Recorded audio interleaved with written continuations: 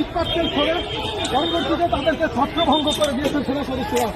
দেখতে পাচ্ছেন এই মুহূর্তে এনসিপির জুলাই পদযাত্রা চলছে। তারা রয়েছেন গোপালগঞ্জে এবং সেখানে এই মুহূর্তে সেখানে কিন্তু থমথম পরিস্থিতি বিরাজ করছে। দেখতে পাচ্ছেন সেনা সদস্যরা রয়েছেন এবং তারা টিয়ার শেল এবং ফাঁকা বুলেট দিয়ে কিন্তু সরিয়ে দিচ্ছেন।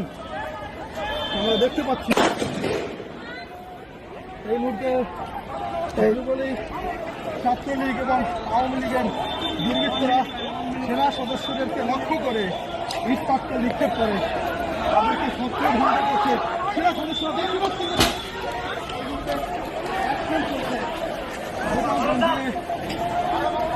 সেনাবাহিনীর যে অ্যাকশন, সেই অ্যাকশন আমরা দেখতে পাচ্ছি।